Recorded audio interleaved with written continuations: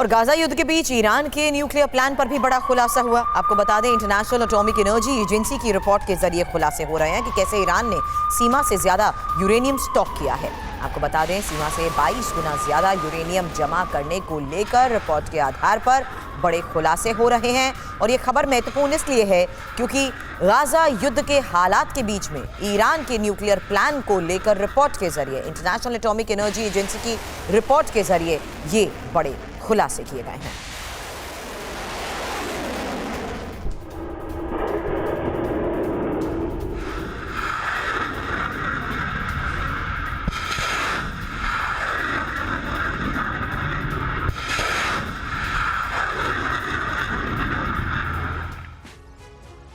तो गाजा युद्ध के बीच ईरान पर वो खुलासा हुआ जिसने अमेरिका को डरा दिया। खामनेई के न्यूक्लियर प्रोग्राम पर आईएईए ने टेंशन बढ़ाने वाली तिमाही रिपोर्ट को दिखाया है, जिसमें कहा गया है कि ईरान ने तय सीमा से 22 गुना ज्यादा यूरेनियम का स्टॉक बढ़ा लिया है। यह यूरेनियम साल 2015 के समझौते से कहीं ज्यादा है। ईरान के पास 3 परमाणु बमों के लिए 60% तक पर्याप्त बेहतर क्वालिटी का यूरेनियम है। परमाणु बम बनाने की क्षमता के लिए 90% प्योर यूरेनियम पार्टिकल्स की जरूरत होती है और ऐसा कहा जा रहा है कि ईरान अब इसे हासिल करने के बेहद करीब पहुंच गया है। यह जानकारी सामने आ रही है।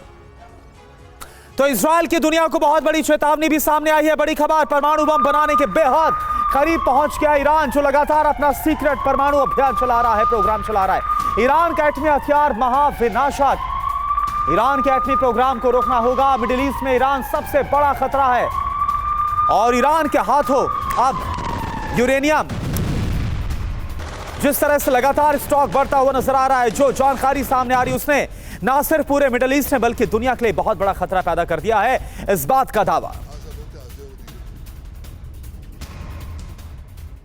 तो मिडिल ईस्ट में बढ़ते इस खतरे को देखते हुए इसी एटमी रण को समझना जरूरी है। इसलिए ईरान वर्सेस इजराइल, इसलिए ये जानकारी आपके सामने क्योंकि ईरान परमाणु बॉम्ब बनाने के बेहद करीब पहुंच चुका है। इंपॉर्टेंट ये भी है कि ईरान का न्यूक्लियर प्रोग्राम मिडिल ईस्ट पर एक बड़ा खतरा है। हालांकि ईरानी परमाणु बॉम्ब दुनिया को बदल कर रख देगा और दुनिया को मिलकर तेहरान को रोकना ही होगा, ये बयान नेतन्याहू की तरफ से सामने आया है।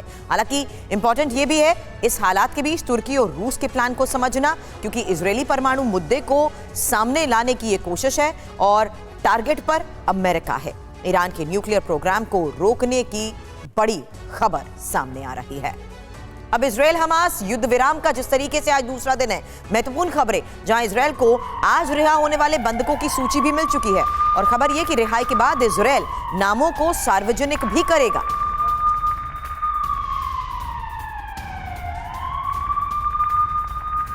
कल बंधकों की जिस तरीके से रिहाई हुई उसकी तस्वीर आपको TV9 भारत फर्स्ट ने दिखाई। लेकिन इस बीच ये भी बता दें कि रिहाई के बाद सभी बंधकों को मेडिकल एग्जामिन किया गया, उनका मेडिकल चेकअप हुआ। हेजरम एयरफोर्स बेस पर मेडिकल एग्जामिनेशन किया गया। मेडिकल जांच के बाद अपने घर के लिए बंधक रवाना हुए।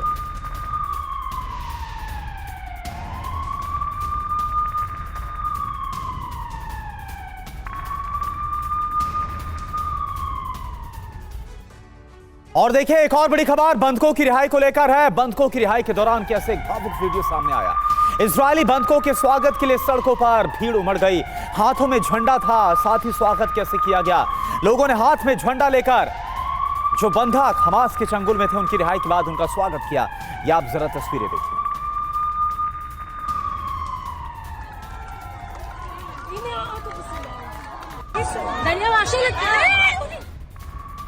कल इजराइल के 13 बंधकों की रिहाई हुई है। हमास ने 13 इजरायली बंधकों को रेड क्रॉस को सौंपा है।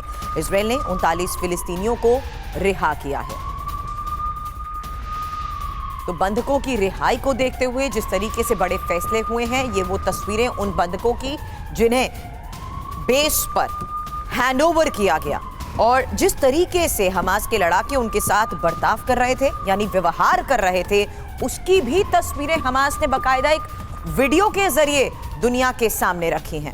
हालांकि जिस तरीके से इस पूरे ऑपरेशन में बंधकों को हैंडओवर किया जा रहा है, बंधकों की रिहाई आखिर हुई कैसे, उसकी डिटेल अब आपके सामने होगी, क्योंकि हेवंस डोर ये जो ऑपरेशन है इसमें बंधकों की रिहाई को देखते हुए बड़ी खबरें ये आई कि कैसे हमास ने 13 बंधकों को रेड क्रॉस के हवाले किया। थाईलैंड के 10, फिलीपींस की 1 बंधक को हमास की तरफ से छोड़ा गया। बंधकों को खान यूनिस से राफा क्रॉसिंग लाया गया और एम्बुलेंस के जरिए ही राफा क्रॉसिंग ये सभी बंधक पहुंचे।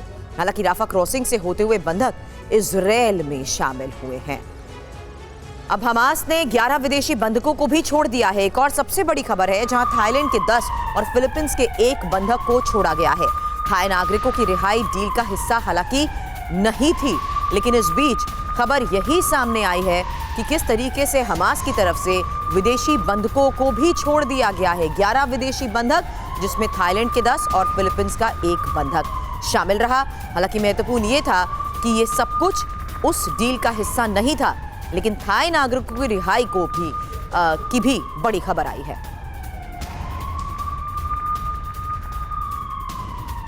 और देखिए एक और बड़ी खबर, इजराइल ने कल 39 फिलिस्तीनी कैदियों को भी बदले में रिहा किया।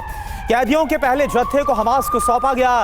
राफा क्रॉसिंग के जरिए गाजा पहुंचे सभी फिलिस्तीनी कैदी। तस्वीर आप जरा देखिए, एक तरफ जहां हमास की तरफ से उसके चंगुल से बंधकों को छोड़ा गया, तो दूसरी तरफ जो तय हुआ था उसके मुताबिक फिलिस्तीन ने कल 39 कैदी जो कि इजराइल की जेलों में बंद थे उन्हें छोड़ा है। और कुल मिलाकर जानकारी है कि 4 दिन तक जब बंधकों की रिहाई होगी तब 150 फिलिस्तीनी कैदियों को छोड़ने पर बात हुई है। तो ये तस्वीर आपके सामने राफा क्रॉसिंग की तस्वीर हम आपको दिखा रहे हैं। वो राफा क्रॉसिंग जो कि गाजा और मिस्र के बीच है। राफा क्रॉसिंग के जरिए जो फिलिस्तीनी कैदी हैं वो फिर आगे पहुंचे।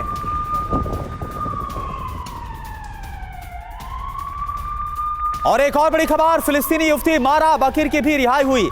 8 साल से इजराइल की जेल में बंद थी मारा बकीर की रिहाई पर घर वालों ने खुशी जाहिर की है।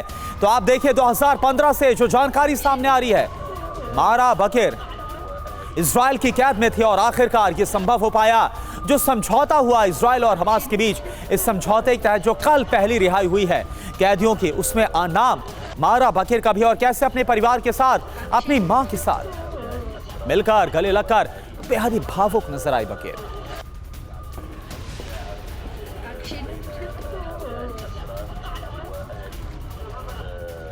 और एक और बड़ी खबर, इजराइल की जेल से रिहाई के बाद महिला कैदी ने खुशी जाहिर की। महिला कैदी जिसका नाम सारा अब्दुल्ला है, उसने भी कैसे खुशी जाहिर की, आपको दिखाते हैं तस्वीर। 8 साल के बाद इजराइल की जेल से रिहा हुई सारा अब्दुल्ला, ये देखिए परिवार के साथ मिलते ही कैसे गले लगकर रोने लग गई।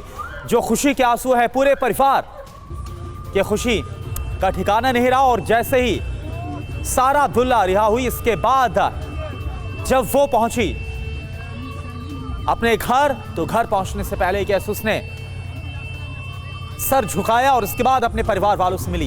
ये तस्वीरें हैं जो निकल कर सामने आ रही है दोनों तरफ से, बेहद ही भावुक कर देने वाली है तस्वीरें।